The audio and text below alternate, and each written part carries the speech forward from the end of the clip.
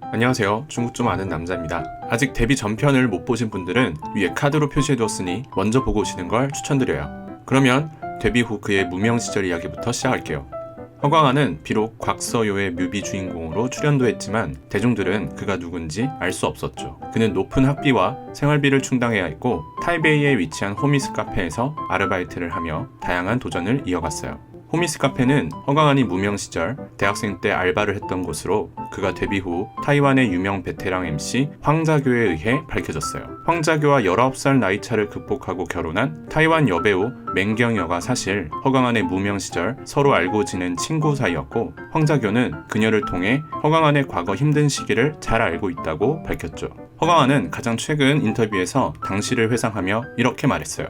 그때는 어렵고 순수했다. 내가 사는 이 세상은 아름답기만 하고 나의 능력으로도 뭐든 할 수 있을 거라고 생각했다. 지금 와서 생각해보면 과거의 나에게 너무 감사하다. 그 힘든 시기를 버텨왔기 때문에 지금의 내가 있다고 생각한다. 라고 말이죠. 허광한은 가수를 꿈꾸긴 했지만 가수만을 고집하진 않았어요. 실제로 당시 뮤직비디오 출연, 모델 활동 등 다양한 시도를 했죠. 그 시절 허광한의 소속사이자 총징유의 음반사 자회사인 성과엔터는 2012년 10월 5일 허광한의 데뷔작 자밀람줌랑의 기자회견 소식을 전하면서 2013년 3월에 말레이시아 전역에 방영될 청춘 드라마 자밀람줌람을 홍보했어요.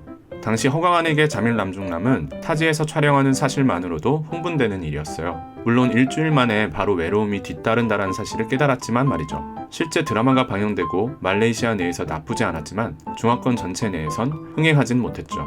오히려 허광한이 중화권 내에서 인기를 얻기 시작하면서 다시 사람들이 찾아보는 드라마가 되었죠. 중국 누리꾼들의 평가를 한마디로 종합해보면 과거 그 시절 타이완 특유의 청춘 드라마 느낌이 강하다. 이국적인 얼굴로 싱가포르 억양과 타이완 억양이 섞여 중국어로 연기하는 말레이시아 드라마라는 재밌는 평도 있었죠. 실제 첫 데뷔작으로서 허광한의 연기는 나쁘지 않았다고 개인적으로 생각합니다. 드라마 소재, 작품성, 배우들의 연기력 등의 이유가 아니라 순전히 허광한 필목 깨기를 위해서라면 과거 타이완 청춘 드라마 속 주인공의 성장과 러브 스토리를 감안하시고 보시는 게 좋을 것 같아요. 과거 허광한은 자신의 배우 인생을 제대로 시작하게 된 계기가 있었는데요. 바로 타이완의 유명 감독 왕샤오띠입니다. 허광한은 왕샤오띠 감독의 드라마 자위남해 오디션을 받고 실제 배역을 따내면서 드라마 촬영팀의 사전 연기 트레이닝에도 참가했어요. 그러나 드라마 방영 시기의 문제와 계약상의 이유로 실제 드라마에는 출연할 수 없었죠. 하지만 한 가지만은 확실했어요. 한 번도 연기라는 것을 전문적으로 트레이닝 해본 적 없던 허광한에게는 새로운 경험이었죠. 이때부터 허광한은 자신이 무엇에 먼저 집중해야 될지를 깨닫게 되었어요. 하지만 문제는 그가 해결해야 할 큰 산이 하나 남아 있었는데요. 그건 바로 군입대였어요. 타이완은 원래 한국과 동일하게 징병제였던 군복무 제도가 지금은 이미 2018년부터 반모병제로 전환되었어요. 현재는 94년생부터 4개월의 군사훈련만 받으면 되고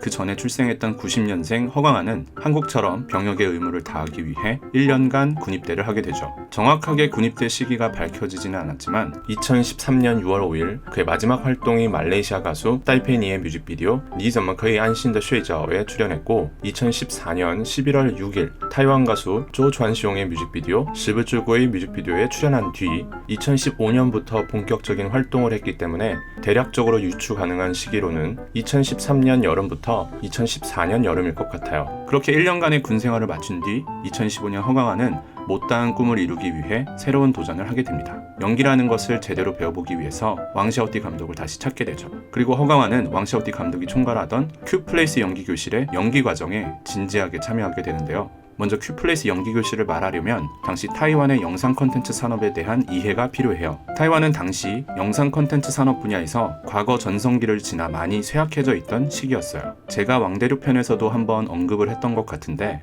지금은 중국 대륙이 한국과 일본을 포함한 여러 국가의 컨텐츠 포맷과 기술 그리고 인재들까지 큰 돈을 들여 영입하면서 산업 자체가 활성화되었고 그로 인해 많은 중화권 스타들은 대륙에서 발전하기를 희망하고 있죠. 그렇게 중국 자본에 밀려서 타이완 내 영상 콘텐츠 제작 환경은 악순환의 연속이었죠. 그래서 왕샤오띠 감독은 2015년 자신을 필두로 7명의 각각 다른 세대, 다른 배경, 다른 색깔을 보유한 유명 감독들과 협력해서 타이완 영상 콘텐츠 산업의 장기적인 발전을 도모하고자 배우 인재 양성에 나섰고, 그 첫 단추가 바로 큐플레이스 연기교실이에요. 그리고 이 큐플레이스 연기교실을 통해서 양성되어 온 배우들이 참여한 작품들을 일컬어 식극장 시리즈라고 하며, 여러분들이 잘 알고 있는 허광한의 작품 폭풍연애가족전과 지향선생의 딜레마가 바로 식극장 시리즈에 속하죠.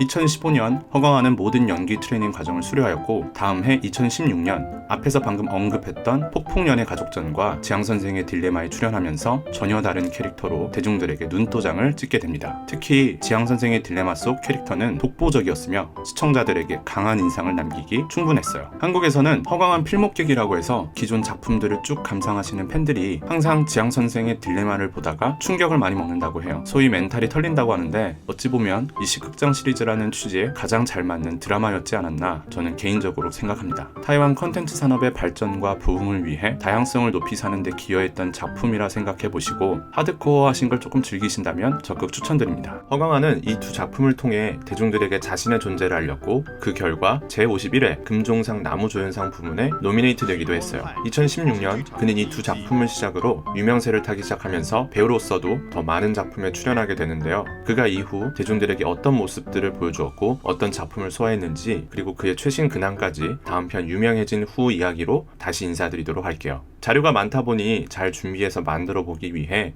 시간이 조금 걸리는 점 모두 양해 부탁드립니다. 그럼 다음 영상에서 뵐게요. 시청해주셔서 감사합니다.